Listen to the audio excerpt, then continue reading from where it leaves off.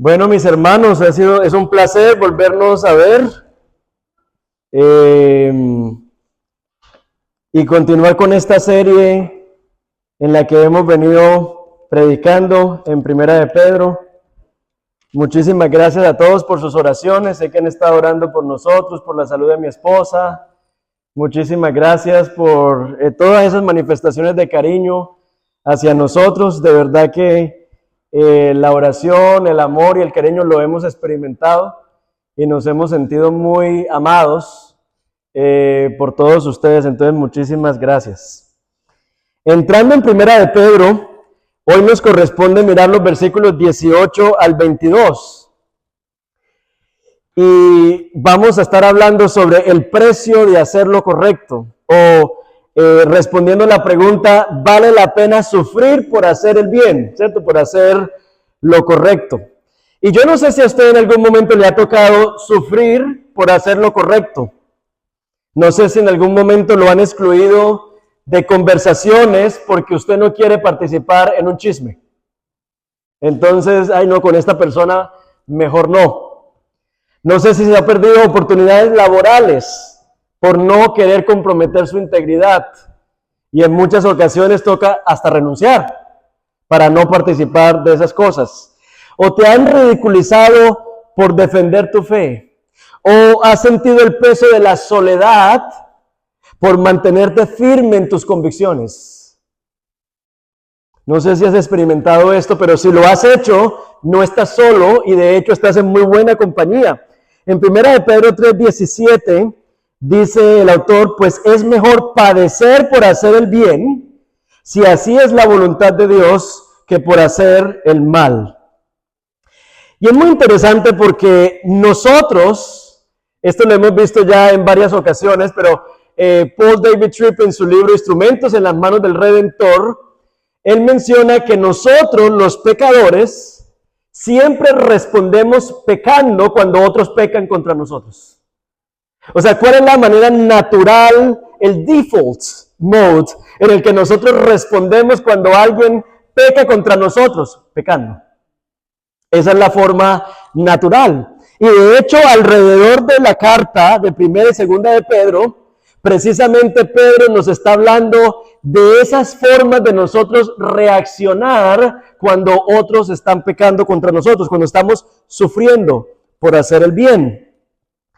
Lo primero que Pedro menciona en capítulo 4, 12, por ejemplo, es que no deberíamos sorprendernos por el sufrimiento. O sea, nosotros muchas veces nos sorprendemos por el sufrimiento, pero él dice, no deberían sorprenderse por el sufrimiento.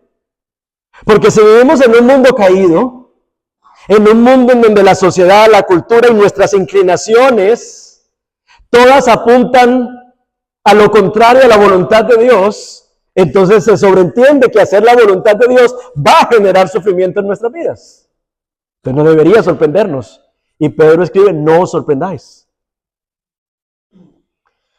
Pero otra manera de nosotros responder es con la venganza personal. Si tenemos el control, si tenemos una posición de poder, nosotros tratamos de vengarnos. Y en ese sentido lo que está en juego es nuestro testimonio cristiano. En el capítulo 3, versículo 14, Pedro habla del miedo y la intimidación. O sea, cuando estamos sufriendo y hay sufrimiento y las llamas están encendidas alrededor nuestro, podemos sentirnos con miedo e intimidación y por lo tanto no hacemos lo correcto. Silencio en el testimonio, vergüenza de ser cristianos, resistencia a la sumisión. También eso nos pasa, eso está en 2 de Pedro, y especialmente cuando él menciona que no nos sometemos a las autoridades eclesiales, es decir, cuando nosotros sentimos que el Señor nos llama a hacer lo correcto y no queremos hacerlo, el Señor pone personas, pastores dentro de la iglesia que velan por tu alma, y la tarea de nosotros es la difícil tarea de estorbarle a la gente. El que quiera, que lo firme. La difícil tarea de tenerle que estorbar a la gente en medio de su pecado. Pero ¿cómo reacciona la gente cuando se siente estorbada? Yo ya no creo ni en pastores, ni en no sé qué, ni demás, que aquí me manipulan. Y empezamos a buscar excusas para tumbar los medios de gracia que Dios establece para mantenernos a nosotros caminando en integridad y en santidad. Son formas en las que reacciona nuestro corazón. O mejor buscamos entonces falsas enseñanzas sobre prosperidad. Porque así no tenemos que preocuparnos de que vamos a sufrir, porque la vida cristiana es vivir bendecidos, prosperados y en victoria. El sufrimiento no es parte de la ecuación. Si usted da, si usted hace, si usted participa, si usted está garantizado. Usted ya ha hecho un agreement con Dios y está garantizado que a usted nada le va a salir mal. Otros se van al libertinaje moral y dicen, no, yo no quiero esto. Otros niegan el juicio futuro. Comamos y bebamos que mañana moriremos. No, ¿cuál retorno del Señor? Y entonces empiezan a apostatar y a hablar estupideces después de que han caminado con Cristo, pero todo eso es para evitar el sufrimiento al que el Señor nos llama al hacer el bien en medio de un mundo que camina de espaldas a Él. Vivir como si no hubiesen consecuencias, y cuando uno viene a ver, la persona ha abandonado la fe. Y uno dice, ay, pero ¿cómo pasó? Sutilmente, nosotros vamos dándole la espalda al Señor.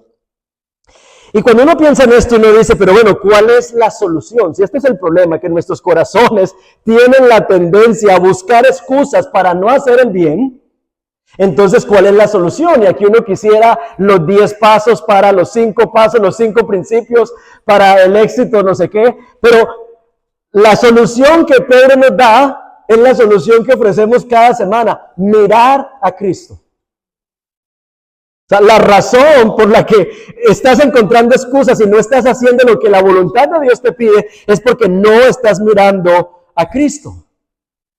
Es muy interesante porque esto mismo que dice Pedro es lo que dice el autor de Hebreos, en Hebreos capítulo 12.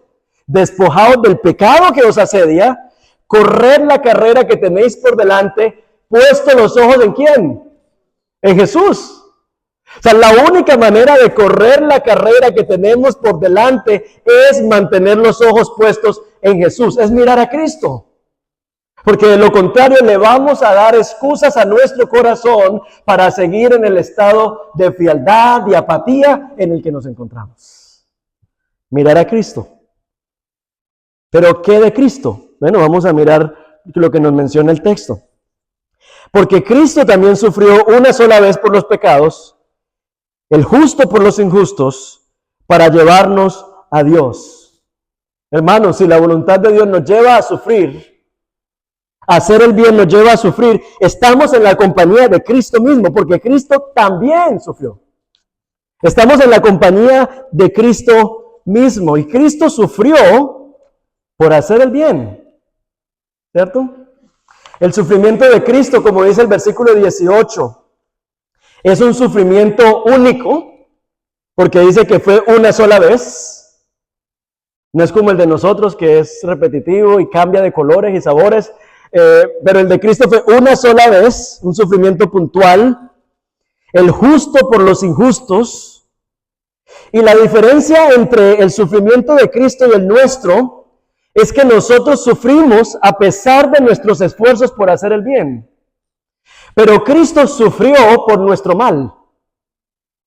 O sea, cuando nosotros tenemos una situación, nosotros en medio de esa situación siempre nos vamos a ver como las víctimas, ¿no? Yo siempre lo he mencionado, uno lee una historia bíblica y nosotros somos las víctimas, nosotros somos el Israel acorralado. O sea, nosotros nunca somos los agresores, entonces nunca nos vemos en realidad como somos, pecadores necesitados de la gracia de Dios. Sino que nosotros nos vemos como muy buenos, como personas que a veces pecan, que a veces fallan, que a veces esto, pero no, aquí nos dice que Cristo murió el justo por los injustos. Y en ese grupo de los injustos estábamos todos nosotros metidos. El justo por los injustos. Cristo tomó nuestro lugar, tomó nuestro pecado y en su lugar nos dio a nosotros su justicia en la cruz. ¿Y para qué? Para llevarnos a Dios. Ese fue el propósito, para que esa relación rota, fracturada que teníamos con Dios pudiese ser solucionada, restaurada. Y por eso, hermanos, cuando nosotros hacemos el bien, aunque la gente en nuestra manera de ver no lo merezca, cuando hacer el bien nos lleva a sufrir, nosotros estamos siguiendo las pisadas de Jesús. Y nuestro comportamiento, contracultura, puede ser un escenario que Dios use para que la relación de otros sea restaurada con Dios. O sea, la meta de Jesús fue llevarnos a Dios. Y puede ser que nuestro comportamiento, un comportamiento no esperado, porque ¿qué espera uno? Que si el uno grita, el otro grita más. Que si este me quiere pisar, yo me pongo el zapato más grande y lo aplasto como una cucaracha más, ¿cierto? Esa es la vida de la cultura, ¿no? Ojo por ojo, diente por diente. Y cuando la gente no ve esa reacción en nosotros, cuando la gente no ve que nos ponemos los guantes, sino que estrechamos los brazos para reconciliarnos o incluso abrazar, eso pone al mundo, eso hace que el mundo flipe. Término español. Porque esa no es una lógica que surge del corazón natural del hombre. El corazón del hombre tiende a la venganza, al odio y al rencor. Pero también nos recuerda aquí en el versículo 18b, siendo la verdad muerto en la carne. O sea, nosotros por hacer el bien llegamos hasta el punto de sufrir, pero Jesús no solamente sufrió, murió. O sea, Él no solamente sufrió, es que Él murió por hacer el bien, por su compromiso con hacer lo correcto, lo llevó hasta la misma muerte. El sufrimiento de Cristo culminó en muerte porque la paga del pecado es muerte. Porque el Señor simplemente no nos pudo reconciliar y mandarnos un mensaje en forma de nube. Porque el Señor mejor no nos mandó un post a través de redes sociales en Instagram. Adrián, te perdono, todo bien, like. No, porque la paga del pecado es muerte. Y entonces Jesús cargó con esa paga en la cruz, con la maldición del pecado por nosotros. En otras palabras, lo que Pedro le está recordando a su audiencia otra vez es que ellos no son tan buenos como ellos creen, porque cuando uno se siente agredido, siente que entonces uno se cree de mayor bondad que los demás y por eso dice, no, pero es que yo ¿por qué voy a hacer el bien? No, el Señor nos ha hecho mucho bien cuando nosotros no merecíamos ninguno de sus beneficios. Ninguna manifestación de su bondad, ninguna manifestación de su gracia, ni de su amor nosotros merecíamos. Y el Señor nos ha hecho mucho bien. Esto es súper importante, recordarlo todos los días, el Evangelio todos los días. En la relación de pareja, en la relación laboral. Cuando hay tanto roce, tanta fricción, tantas cosas, y entonces está en el corazón y me las vas a pagar. Y viene el Evangelio y dice, pero ¿cuál va a pagar si el justo murió por los injustos y tú eras parte de ese paquete?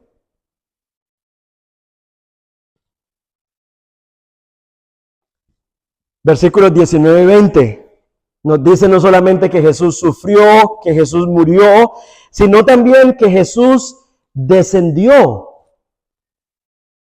a predicar, dice, pero vivificado en espíritu, en el cual también fue y predicó a los espíritus encarcelados. Y bueno, hay mucha controversia aquí, que quiénes son los espíritus encarcelados, qué fue lo que fue a proclamar. Hay una cantidad de preguntas en las cuales a veces nos perdemos, pero el punto me parece a mí de este texto es recordarnos a nosotros todo lo que Jesús hizo con el propósito de podernos libertar y hacernos bien. Y aquí cuando habla de los espíritus encarcelados, esto nos recuerda a nosotros que nosotros no solamente estábamos esclavos de nuestro propio pecado, sino que hay huestes espirituales de maldad que tienen a la humanidad cautiva, que no vemos, pero que a través de las ondas y de las corrientes de la cultura intoxican la manera de pensar de las sociedades para que la gente camine de espaldas a Dios. Y por eso es que Colosenses dice que en la cruz del Calvario, Jesús no solamente murió por nuestro pecado, sino que Él en la cruz del Calvario venció y derrotó a los poderes y principados en la cruz. O sea, a la muerte, al pecado y a Satanás y sus legiones y principados y poderes, Él los venció en la cruz del Calvario, y lo que Él proclamó a los espíritus encarcelados fue su victoria en la cruz del Calvario. En otras palabras, es el recordatorio que la vida de cada uno de nosotros está bajo el control soberano del Señor, y Satanás no tiene derecho sobre nuestras vidas, porque nuestras vidas están escondidas en Cristo Jesús. Pero Jesús también resucitó, dice, mediante la resurrección de Jesucristo. Y esta resurrección de Jesucristo no es el volver a la vida anterior, sino el amanecer de un nuevo tipo de vida. Y para eso, a veces cuando uno está sopesando el si hago el bien y el costo de hacer el bien, uno lo que está pensando es en lo que está perdiendo, ¿cierto? Porque es que, como me recordaba el pastor Jimmy esta semana, culturalmente hacer el bien es que la gente te vea como tonto. No. O sea, para nuestra cultura, nosotros entrar en una situación y nosotros hacer el bien es ridiculizado, es visto como una estupidez, es visto como este es un tonto. O sea, no es una cosa digna. Ay, pero vean a este, ¿cierto? Que le quiere extender misericordia. La gente hasta se burla de estas virtudes cristianas. Hacer el bien. Pero claro, la gente está viendo lo que aparentemente estamos perdiendo. Estatus delante de la gente. Pero hermanos, cuando nosotros vemos lo que supuestamente estamos perdiendo, a la luz de la gloria de Dios y a la luz de todo lo que Él tiene preparado para nosotros en la eternidad, entonces, ¿qué estamos perdiendo? O sea, ¿qué estamos perdiendo? ¿Qué estamos perdiendo? Por el contrario, tenemos la paz de saber que estamos haciendo la voluntad de Dios. Tenemos el gozo de saber que estamos glorificando a Dios con nuestras vidas. Hermanos, ¿puede haber algo mejor que eso, mayor que eso? Y sobre todo lo que Dios tiene in store para nosotros en el futuro. Hermanos queridos, ¿qué es lo que estamos en el momento entregando que puede llevarnos a perder, a ver como pérdida, seguir al Señor?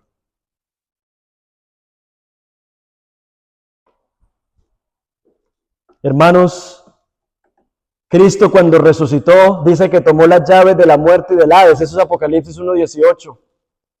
Y cuando nosotros estamos sufriendo por hacer lo correcto, tú tienes que recordar que Cristo tiene el poder para darte lo mejor. O sea, que lo que tú estás perdiendo no es nada, que Él tiene el poder para darnos lo mejor. Y aquí en la ascensión, versículo 22, dice, quien habiendo subido al cielo está a la diestra de Dios, y a Él están sujetos ángeles, autoridades y potestades. Todo poder en el cielo y en la tierra le ha sido dado a Cristo. Y por eso cuando tú sufres por hacer lo correcto, el mundo te lleva a pensar que estás del lado perdedor. Pero tú tienes que recordar que estás del lado ganador. Cristo no es que va a vencer, no, ya Él venció. Y toda autoridad y todo poder le ha sido dado. Y por eso cuando tú estás en esa situación, en esa tensión con tu manager, y tú dices, y le voy a demostrar que la que tiene el control de las llaves y de las escobas, aquí soy yo, no ella. Que él solamente me hace el pay slip, pero que la que barre aquí soy yo. Y empiezas en esa situación. Tú tienes que recordar que todo eso contra lo que tú estás peleando está sujeto al señorío de Cristo. Y puedes descansar en que la victoria y la batalla es del Señor. Y te da la libertad de entonces escoger el camino de hacer lo correcto. Porque si no entramos en una situación igualita al mundo, mundana igual que el resto de la gente. Huérfana en el mundo. Como si Dios no estuviese en su trono. Como si el Padre no estuviese en control. Como si Cristo no hubiese muerto. Como si Él no hubiese resucitado entre los muertos. Hermanos, no podemos vivir como si no conociéramos al Señor. Tenemos que vivir centrados en esta verdad que nos hace libres y nos permite hacer lo correcto en medio de un mundo que está desenfrenado. Yo no sé si se han dado cuenta, pero el ser humano está que se extermina a sí mismo, con amenazas de guerra y no sé qué, y si se más, ¿cierto? Y hablamos de que afortunadamente ya no somos tan retrógradas como las sociedades anteriores, que ahora tenemos más ciencia, afortunadamente, y que por eso ya no necesitamos a Dios en la ecuación, porque ya tenemos suficiente conocimiento, y todas estas guerras y todas estas cosas nos recuerdan que nuestro problema no es asunto de educación, no es asunto de ciencia, no es asunto de tecnología. Tenemos un problema en el corazón que es tan viejo como Génesis 3 y necesitamos la salvación del Señor en nuestras vidas. Es lo único, hermanos, que nos puede permitir ser sal y luz en medio de un mundo que cada día está buscando su propia destrucción. Es solo con el Evangelio de Jesucristo, no como un concepto, sino como una realidad en el corazón, que nosotros vamos a poder, hermanos, ser instrumentos en las manos del Señor para la redención y transformación de nuestro mundo. Pero nuestras armas no son las armas del mundo. Nuestra arma es no cansarnos de hacer el bien, porque ese fue el modelo que vimos en Jesús. Así lo registra Lucas en Hechos. Él iba enseñando y haciendo el bien. Así se resumió la vida de Jesús. Y haciendo el bien, sanando, restaurando, liberando, abrazando, trayendo esperanza. Esa fue la vida de Jesús. Y ese es el tipo de vida que el Señor nos ha llamado a nosotros a abrazar como sus discípulos. Por eso, Cristo, mirar a Cristo, es el antídoto contra todas estas tentaciones que nos llevan a no hacer el bien. Tenemos sorpresa por el sufrimiento, no debería sorprendernos, Cristo también sufrió. Y si Cristo también sufrió, que ha sido el ser más perfecto que ha caminado sobre la tierra, nosotros también sufriremos. Pero hermanos, ya en Cristo, nuestro sufrimiento tiene un propósito en el plan de Dios. ¿Queremos buscar la venganza? Tenemos que confiar en que Dios es el que tiene la última palabra y yo puedo dejar las cosas en sus manos. Miedo o intimidación, mis perseguidores están sujetos a Cristo. Silencio ante el testimonio, no, el sufrimiento crea oportunidades para testificar. Vergüenza de ser cristiano, mi identidad es motivo de gloria, no de vergüenza. El Señor, yo estaba perdido y he sido encontrado.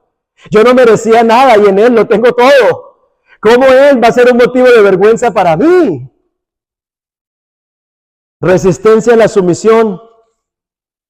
Bueno, Cristo se sometió al Padre hasta la misma muerte para darnos ejemplo a nosotros de que Dios pone personas sobre nosotros con el propósito de ayudarnos a seguir caminando en pos de Él.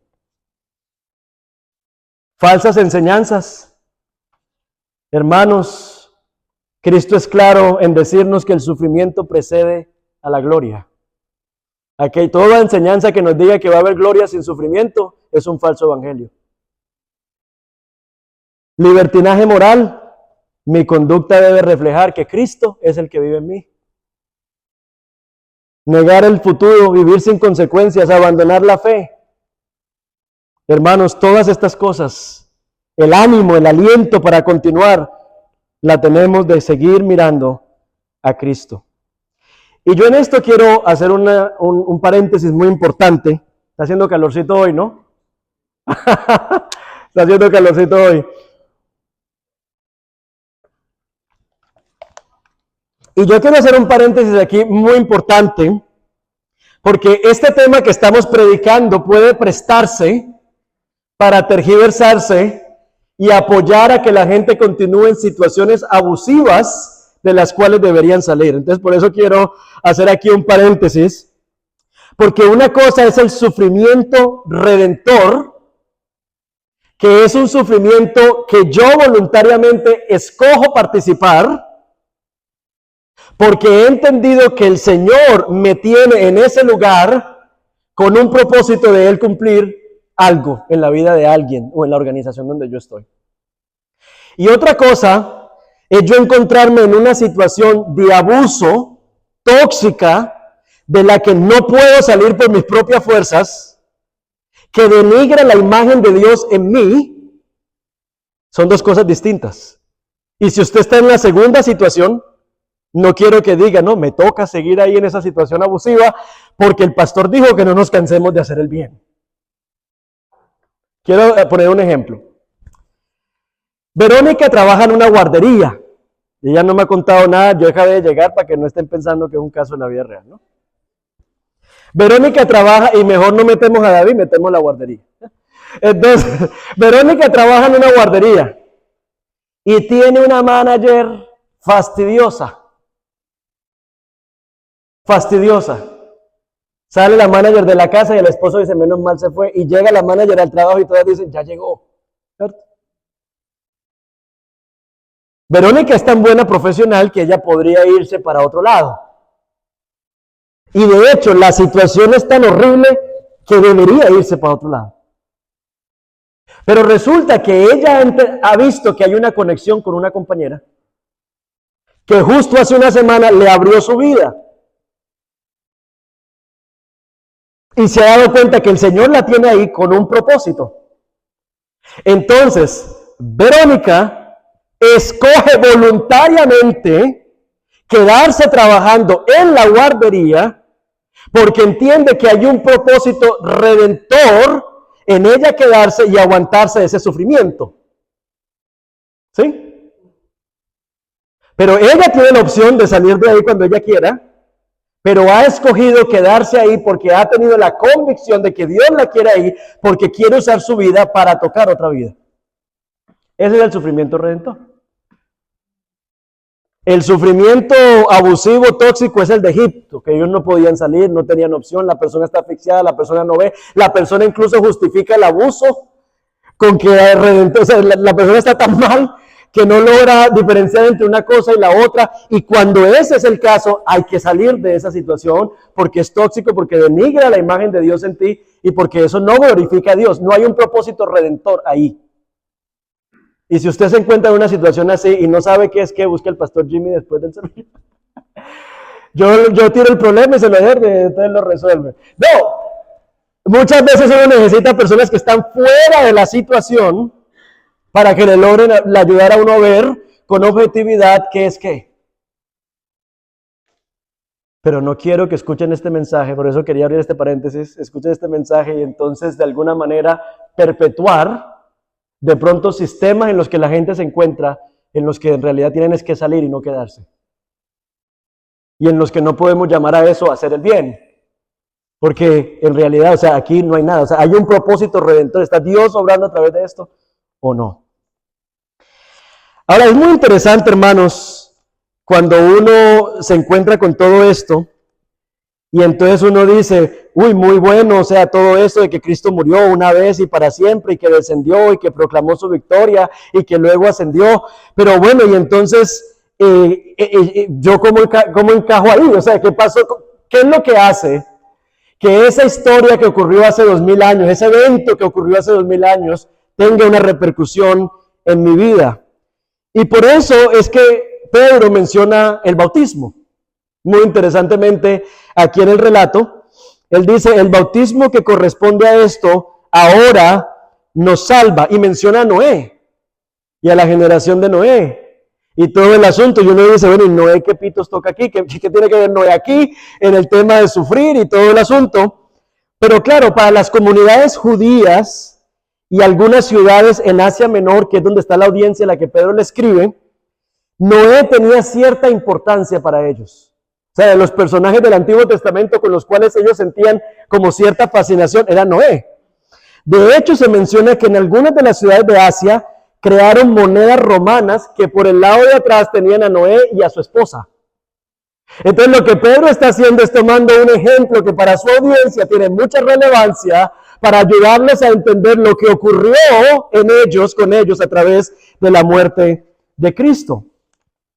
Y básicamente lo que ocurrió con Noé fue que las aguas en el diluvio, las aguas fueron un instrumento de salvación y de juicio al mismo tiempo. O sea, llovió y las aguas que cayeron para unos fue salvación, los que entraron al arca, y para los que no estaban en el arca, las mismas aguas fueron señal del juicio de Dios. Y lo que él le está diciendo a la audiencia, Pedro le está diciendo a su audiencia, es: nosotros tenemos un nuevo arca. Esa arca es Cristo. Y todo aquel que rechace la obra de Cristo, básicamente, o sea, esa cruz separa a la humanidad, divide a la humanidad en dos, los salvos y los no salvos.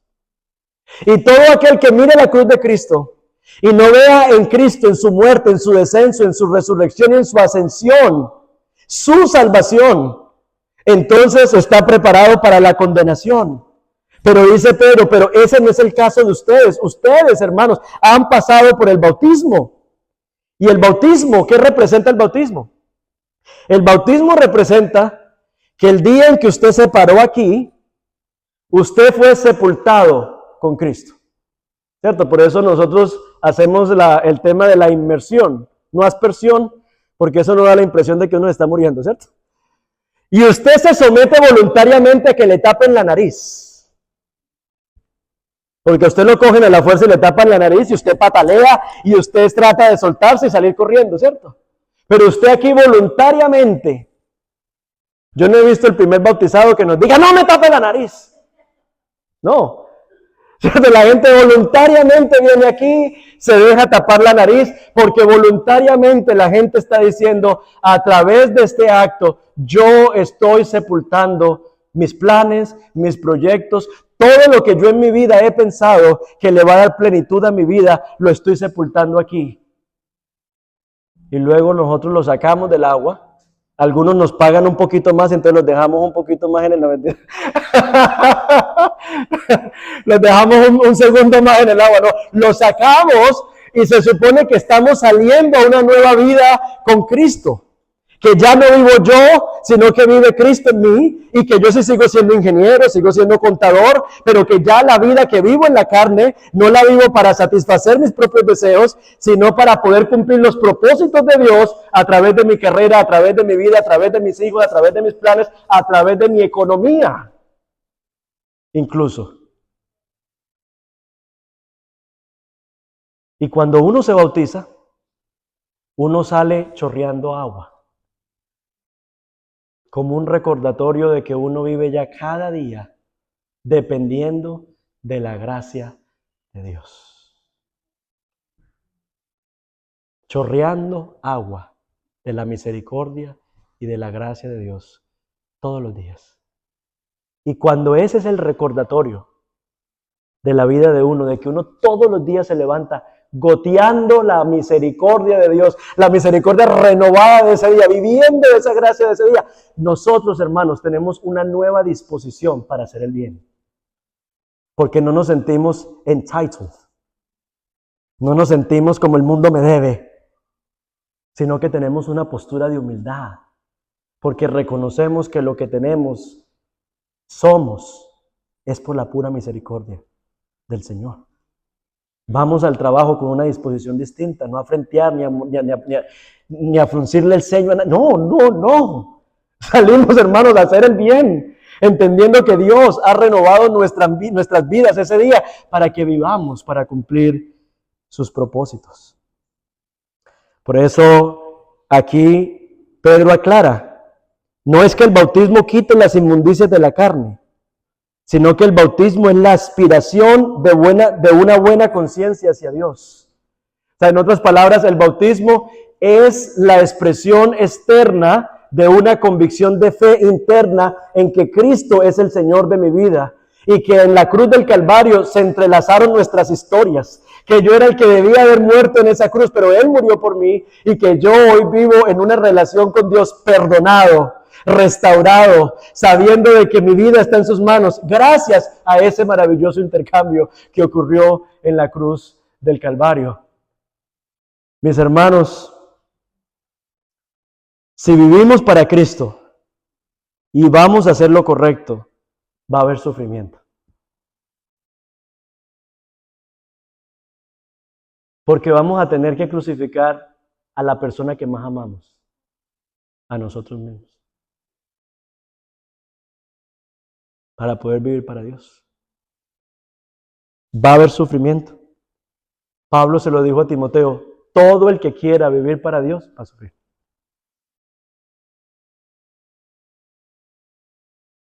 Pero yo quiero recordarte hoy que tu sufrimiento tiene un valor redentor. Porque el Señor puede usarte. Esos actos de bondad y de misericordia, Dios los puede usar para tocar otras vidas donde tú estás. Recuerda que a esos lugares oscuros donde tú sientes que te está llevando la obediencia a Dios, ya Cristo estuvo allí. Ya Cristo estuvo allí. O sea, tú no estás yendo ni haciendo algo que Cristo no haya hecho primero. Ya Él estuvo ahí. Siento que el mismo Hades me está devorando. Ya Cristo estuvo allí, así que tú tranquilo. Ya Cristo estuvo allí. Siento que me han abandonado, ya Cristo estuvo allí, vendido, abandonado, rechazado por los suyos. Siento que no sé qué, vendido por el tesorero, vendido con un beso. A los suyos, o sea, Cristo ya estuvo ahí, o sea, en todo lo que el Señor nos está pidiendo que hagamos, hermanos, ya Cristo estuvo allí, y por eso Él te dice, aquí yo estaré contigo todos los días hasta el fin. En ese acto de obediencia que Él te pide, Cristo ya estuvo ahí y está contigo mientras tú das los pasos en obedecerle y caminar con Él. Recuerda que la gente que te está haciendo daño no están fuera del control soberano de Dios. Y recuerda tu bautismo. Recuerda tu bautismo.